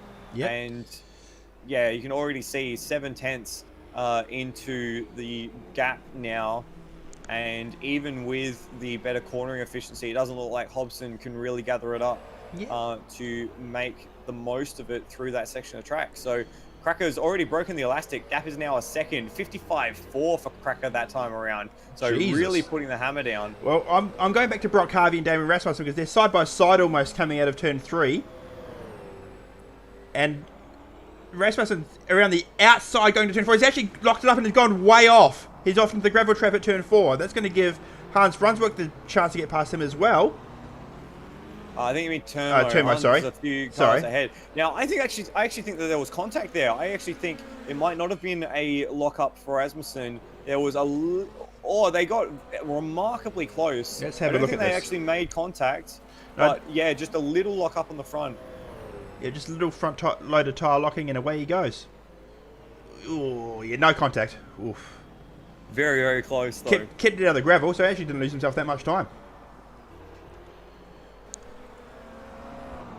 Oh, Lion Mitch has gone off at turn 6. He's done that all by himself. He's in a paddock by himself, and he's just locked the front tyre, and that sent him well off into the gravel. So that ceded that position to Will Devonish in the Vegemite Mobile. Lime and Vegemite, what a combo. Ugh. Vegemite doesn't go with anything except toast and pasta, apparently. Cheese as well, Vegemite and cheese. Yeah, okay, yeah, I'll give you that. Yeah, but it works surprisingly well with pasta. As That doesn't surprise me. Lime Mitch actually... Pasta is just the carbohydrates of the culinary world. It is. As we saw, Lime Mitch almost lose it again into turn 4 under brakes. The brakes, with 8 minutes to go, brake fade is starting to be an issue, and brain fade too. Yeah, absolutely. So we've got less than 10 minutes left. We'll just have a quick look through the field, or I'm just having a quick look through the field just to see where everyone is. I want to say, so far, a big well done to Wayne Spencer, currently sitting very nicely in 6th place. He's got 10 seconds ahead of him, 20 seconds behind him, and he's doing a very, very nice job in that HSV. I've just got the camera locked off at turn 4 again. There goes Cracker with 7 minutes to go. A second ahead of Brenton Hobson in 2nd. Will Devonish just coming to turn 4 now, a long way back in 3rd. And there's Scotty Nolan in 4th. That's actually, I think, Damon Rasmussen, because you've got Lime Mitch in 4th. Oh, yeah. I missed it, Will Devonish. Sorry, Will. And then there's a massive gap back to Wayne Wazza Spencer. There he goes now, just coming through turn 4. And then there aren't that many cars on the lead lap now. 10 cars on the lead lap only. That's not really that surprising, to be honest. True. Just with the pace difference through the field, it is a very, very short lap here, and it would only take 1 or 2 mistakes to put you a lap down. So it looks like, in fact, there's a gaggle of cars just ahead of our race leader at the moment. So we've got Damon Rasmussen and Brock Harvey. Their battle has been split up by Cracker, who is now in between them. And they've also got, is that Adam Kerrison, Rhodey, and John Mcdonald just ahead, and Damon Rasmussen. So this could be a bit of a hairy moment for Cracker. Remember, he's got Rasmussen's teammate, Brendan Hobson, just behind. And they're holding each other up as they're coming through the final corner. Maybe a little bit of contact there between Rasmussen and McDonald. Cracker's just backed off a bit. And he's got to find a way through on these guys pretty quickly, because if he gets compromised onto the straight, he could lose out. In fact, McDonald made a little bit of contact with the wall there. So Kerrison's trying to get out of the way. McDonald's gotten out of the way. Tense stuff for the race leader. Goes down the inside, and that's Hobson immediately behind. Just manages to stay out of the Volvo. And now that gap has come down remarkably in that last lap. A full second quicker was Hobson in that first sector compared to Cracker. Wow. I was starting to think, is this Symmons Plains or is this the Mulsanne? Something like that. Yeah. And in fact, Will Devonish has actually dropped a position to Lime Mitch as well. I'm trying to find out where that's happened, because he's done the Lime Mitch. He's gone wide at turn 6 and spun it back onto the track. Okay. Well, that's a bit beyond my replay then. So tit for tat between the pair of them. Well, we just had a bit of carnage on the front straight. I think that was one of the lap down cars getting it a bit wrong.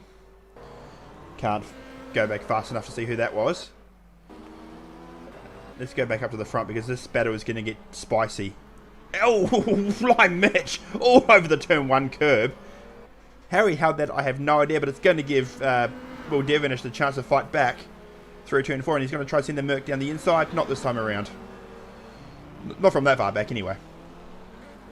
As he locks up and takes the high line. Nope, cuts back inside nicely. Gets a great run that time around, but unfortunately the Mercedes maybe not as powerful as the Skyline. He has to sit in the wheel tracks as they go down the back straight. I'm just looking a bit further afield, because the next group of cars to worry about, if you're our race leader, if you're a Cracker fan, is Brian Walsh. Oh, and sorry to interrupt. Lime Mitch nearly lost it again through 6. Did he manage to hold on? He's still holding on. I have no idea how he actually held that. That was rallycross stuff, basically. Wow.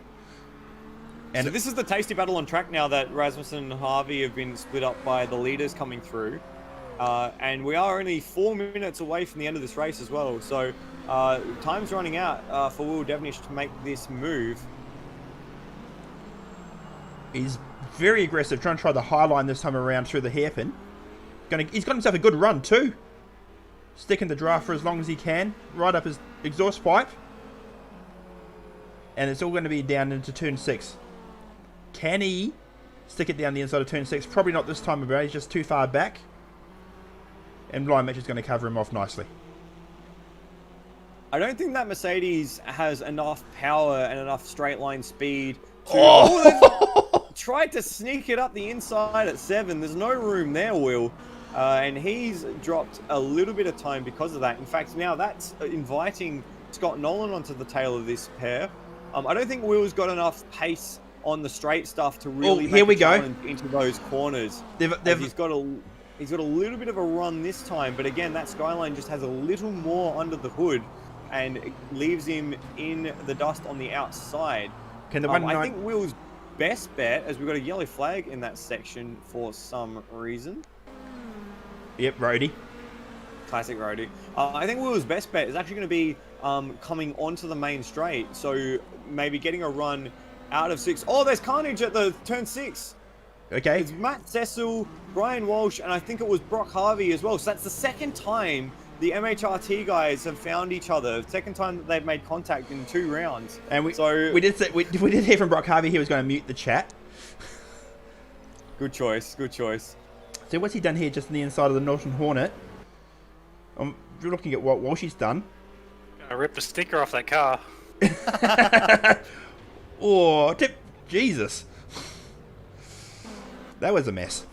That was a mess. And Brock Harvey just sent it down the inside of Adam Garrison. I think he's angry. No brakes left. Yeah, I could tell by that maneuver. With 1.5 minutes to go, looks like Cracker's going to be comfortable in the lead. Took almost 3 seconds ahead of Brent Hobson there. What was that?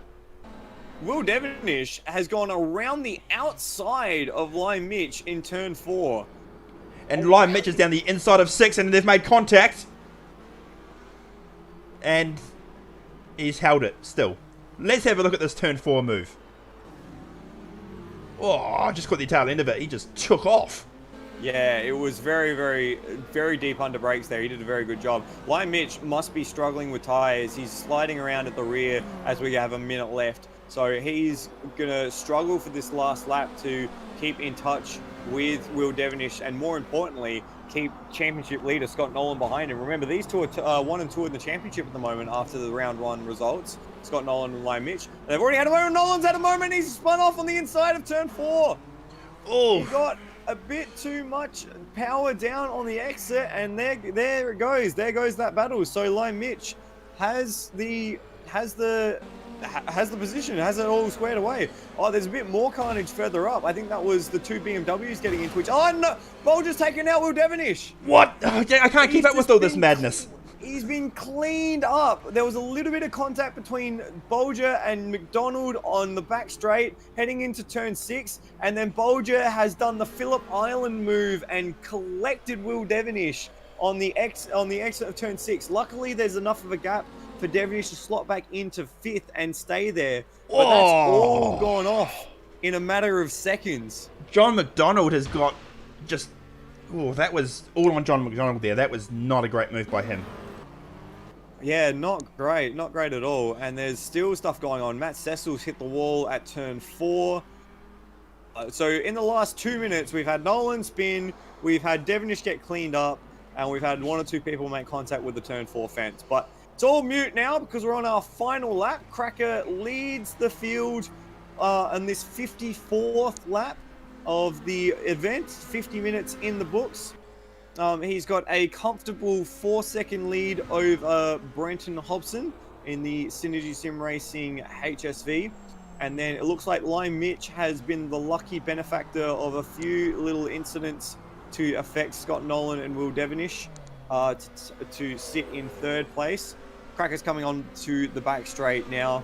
And he has had pretty well a perfect race. Besides 1 little off at turn 6, he has been untouchable. That's been a great effort by Cracker.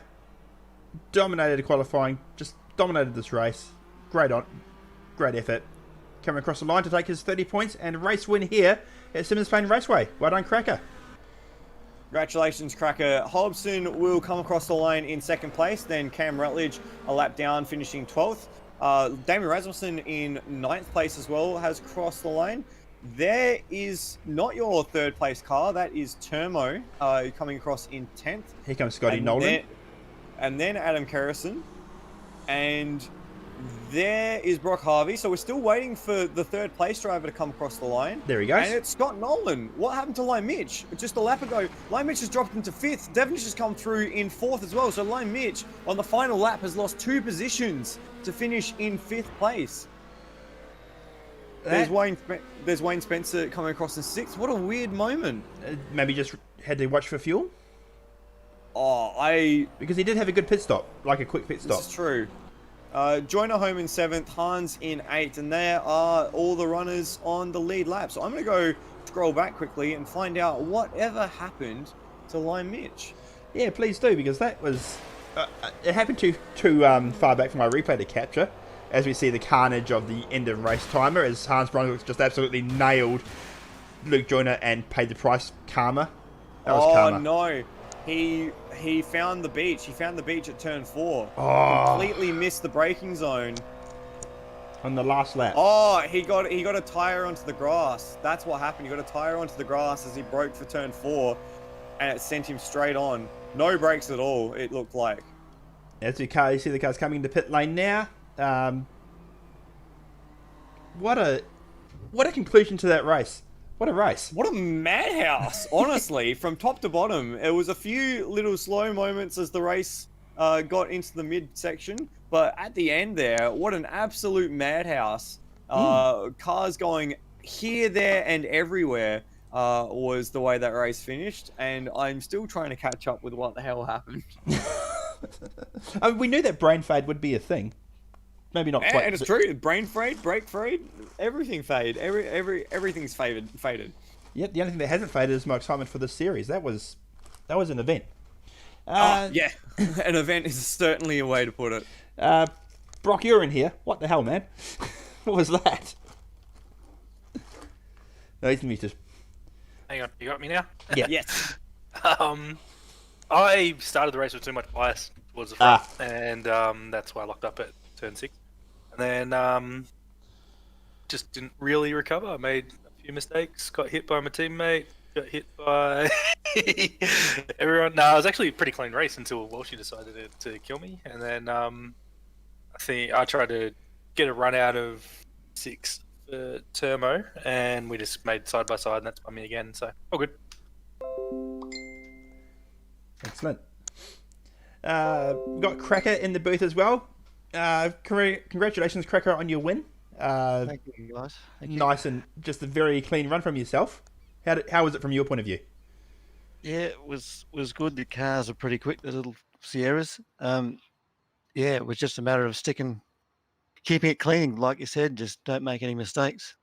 That was my disaster from last season. Too many stupid mistakes. So just try to keep it clean. This car's really good. Yeah, Hobbo and I thought I was going to be in trouble again with Hobbo and Nolan in front of me. They work well as a team, but yeah, managed to get through, which is good. Yeah, you're pretty well untouchable though. Once you did get through, how do you rate the pace differential between the Sierra and the other cars? Is that something that you really think about when you're behind the wheel? Yeah, you do. You can really pick your spots to overtake. These things are really good down the straights, that's for sure. So if you can just, as long as I can tuck in behind the Commodores on the around the corners, I reckon I've got a good chance of getting him down the straights. Yeah, you certainly got Hobbo in that last section. Just take us through your thoughts with about 5 or 6 minutes to go when you came across that big battle pack, which featured about 5 or 6 different lap cars. What were you thinking as you're approaching that? Shit. That was pretty scary. It was like just didn't know which way to go to try and get around them, and could see Hobbo coming right up behind me too. So yeah, it was awkward. That's to say the least. So you managed to get through it and took home not only the race win tonight, but also the best lap, a 55.3. So congratulations on that one. It's very well done. Oh, great. Thanks, guys. Thank you, Cracker. Second place tonight was Brenton Hobson. Brenton, an remarkably clean race from you. I don't think I saw you involved in anything. Just didn't seem to have the outright pace tonight. Just take us through the race from your perspective. Yeah, you pretty much nailed it, really. I mean, I'm happy with the race overall because I went from go to woe and I don't think I really made any mistake. I definitely wasn't 100% clean everywhere, but I never made any big mistakes, never fired off or anything anywhere. So I'm happy with the drive. I mean, that was all right. It's always good when you can walk away with a clean set of panels on the car. I get frustrated when I make mistakes, and I didn't make any, so that was good. It's just disappointing that we didn't manage to pick up the win. I didn't feel bad for Scotty because he was really quick. He had pace on me again this week, but got a bit unlucky. And those Sierras. I mean, if those guys don't make a mistake, like good drive to Cracker. I mean, full credit to him. He only made one mistake, which was nearly enough for me to get him. But I mean, if those guys don't make mistakes in those cars, they're unbeatable. He pulled 6.5 tenths on me down the back straight. He's behind me, and then the next lap I was behind him, and he still pulled half a second. So, I mean, a track with long straights like this, we've got no chance. But it was still a fun race. I enjoyed it. The track was actually a lot more challenging than you'd expect for a track that looks like 2 straights and a couple of corners at each end. It was very hard to be consistent around here.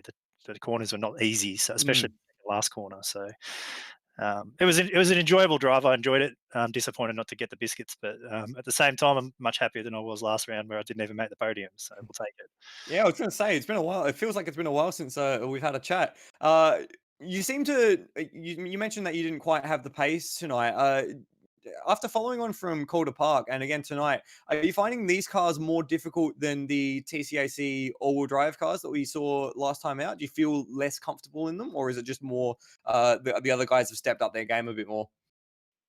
I was thinking about this earlier actually because Scott's been belting me basically so over the first 2 rounds for pace, but I don't really know what it is. I can't put my finger. It's not like I don't like the cars as such. Like they're up my alley, rear-wheel drive.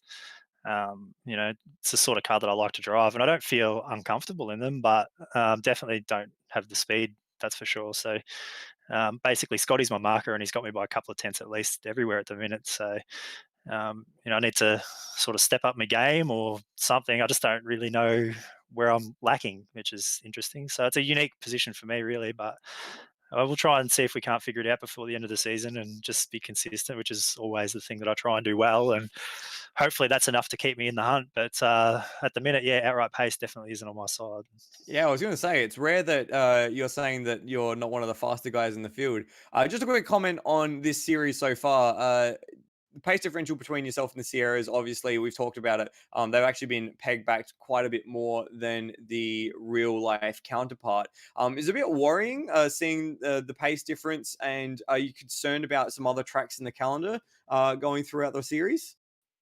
Unless the track is like a full-blown circle where it's just a corner the whole way, I'm worried. Like anywhere that there's a straight, we're stuffed. So I mean, the hard part about it is we're using our car so hard to try and match the pace. So we're burning our tyres. Like the last 5 laps in that thing, I was driving on basketballs. It was terrible. I pitted earlier than most, but sort of still later than I would have probably liked, and had no tyres left. That's because I got to drive the thing so freaking hard to try and keep up. And I mean, the Sierras are no different. They hurt their tyres and stuff as well. I'm sure all the cars are the same. They all hurt their tyres, but the advantage in the Sierra is in a straight line. So yeah, it doesn't really matter if you got bad tyres. You're still a rocket down the straight. So it's a worry, a big worry. A petition to car change might be good, but it's not going to be easy. I mean, this track's going to be bad because it's got 2 extremely long straights and not much else. But in saying that, there's not very many racetracks out there that don't have a long straight somewhere. Yeah, if not more than one. So.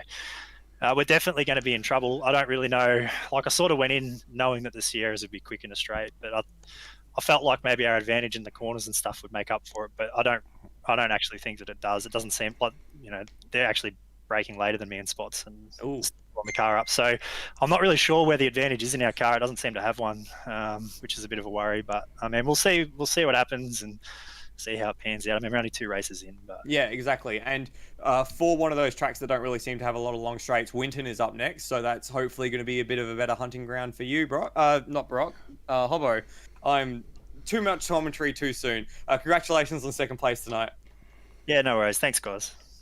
Thank you. And 3rd place tonight, a very eventful race for Scott Nolan. Scott, I think you maintain the championship lead after that, but you had a bit of a night from everywhere after qualifying on pole. You were involved in a bit of buff and barge with Lime Mitch, and it looked like you were going to hold 5th to the end, and then the clouds, the river parted ahead of you to take 3rd place. Just take us through your race. Bit of a get out of free jail card there at the end. Not exactly sure what happened to both Will and Mitch, but I think Mitch actually told me he got grass on the last lap and put it in the kitty litter, which is good because his bumper put me in the kitty litter. And he apologised, so that's fine. It was, just missed his marker and got into me, and that's life. And then, but we raced really hard at the start there, and I don't know, I felt like we could have given a little bit more racing room. I was sort of hung out to dry on the outside there, nearly on the grass through turn 5.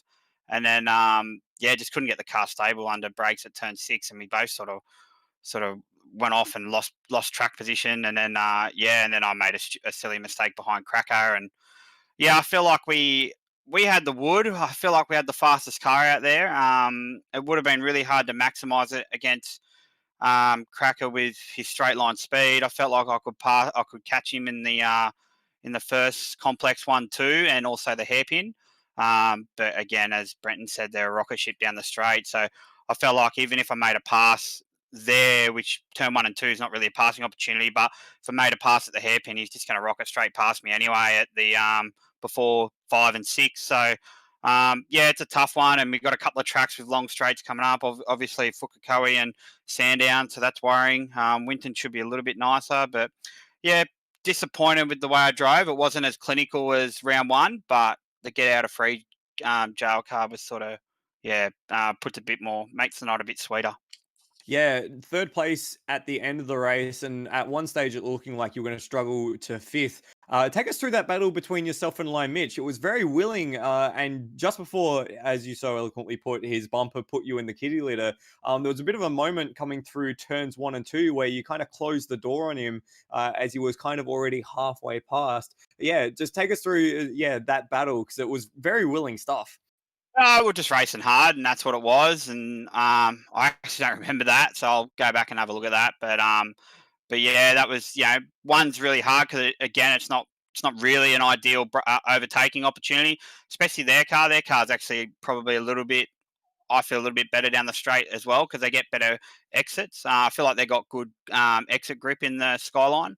I don't know. I probably didn't see him coming. It's probably the safe bet. And sometimes you've got to pick your moments on where to line them up. And for me, turn 1 sort of not really a passing opportunity. It's more down the hairpin and also into turn 6. So we'll go back and look at it. It was pretty hard racing.